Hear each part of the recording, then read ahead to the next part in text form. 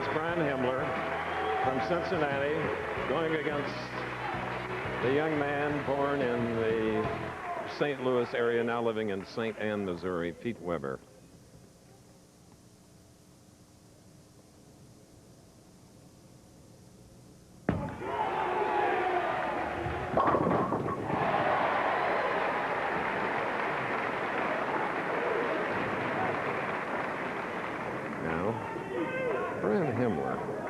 Cincinnati, he's a 175-pounder, solid, 23 years old, Nelson Babe. The Chief. Looking sideways a little, we have stands all the way down the lanes, just a little something bothered him. And this is his 5th championship round appearance, so he has his feet underneath him. He knows what he's doing. Terrific strike ball. He was the first round leader, averaged 251. So he leaves a 3-6-10. He won a game roll-off over Dave D'Entremont to get in the number 3 spot, while D'Entremont was 4th and met Weber 203 to 194. Terrific style of Brian Himmler. He's got a big crank, and all the way down here, he's got to trust it out. Not quite as far as I drew that line. That'd be in the gutter, but that's what he needs. It'll almost come back every time. So very smooth. Brian Himmler. Now he moves to the left side.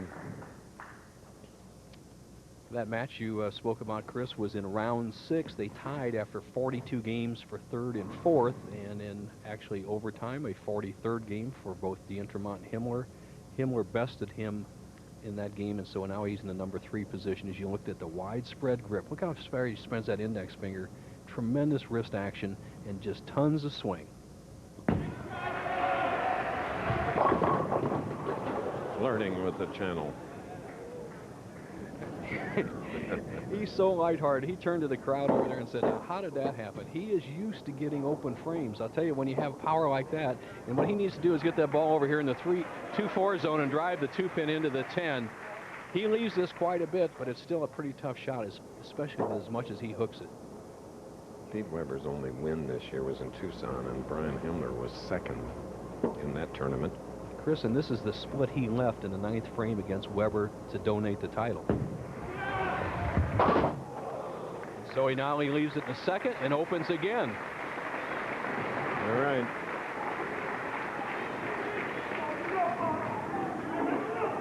Weber weighing in at 135 pounds, 34 years old. He has won 29 regional titles, 22 national titles.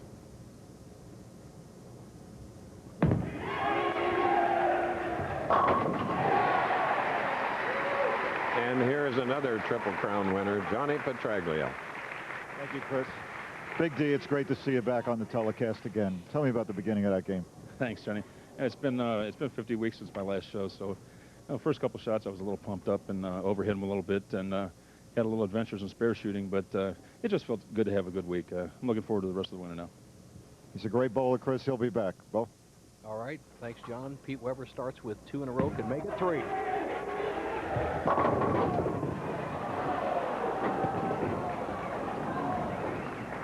Pete Weber did the twist at the line, hoping that he'd get a break on the 10-pin. Watch.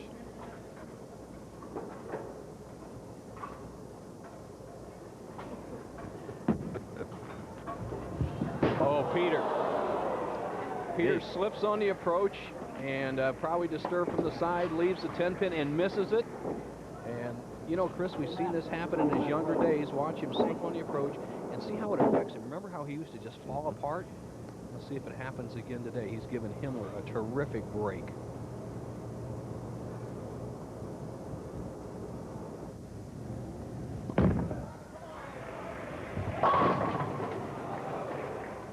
Well, there's a 7-pin that the big disappointment for Brian.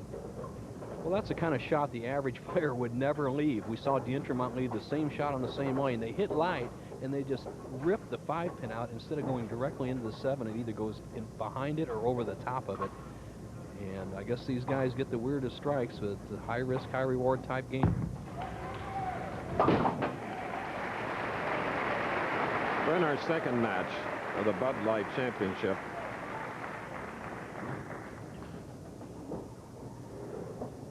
Brian Himmler, one of the top amateur, what we call match game player or high roller players around the country. He used to bowl for terrific money, quote, as a quasi-amateur, but now has opted to fulfill his dream and be a pro, and he is really doing well. $42,000 last year. He's up to $30,000 already this year and adding.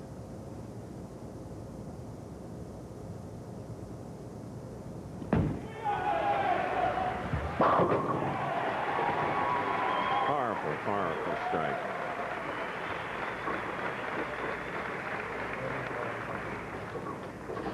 Okay, as we go to break, let's take a look down memory lane. The focus of our trip down, we were away and said, don't worry about it. It's over. That's after missing the 10-pin in the third frame. He still leads by 12.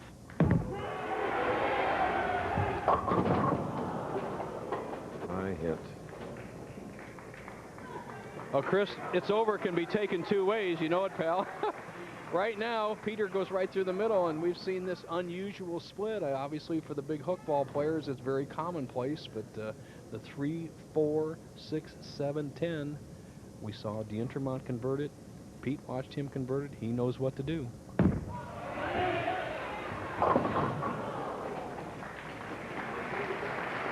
Okay, John Petraglia now with a couple of neat people. Higher year, but this is your first telecast, Amuleto. Is this the missing ingredient right here? I definitely think so. I've been a little homesick, and definitely with the families out here watching me ball, and makes a big difference. The family's here this week, Chris and Bo. Watch out for Amuleto today. Leto Emmanuel. And he will be meeting the winner of this game. And Weber coming back after an open with a strike in the 5th frame.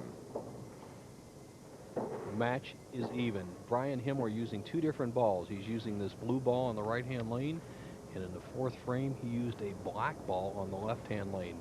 This one hooks a little bit later. Let's see if he likes it on this one. Match play. Brian led the 1st round and the 4th round. Weber led the 2nd round.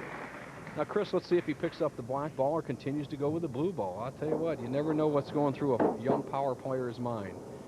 Remember, he struck in the 4th frame with the black one. He's going with the black one. Now, the black one, the only difference is the black one starts hooking a little bit earlier towards the pocket, a different weight configuration.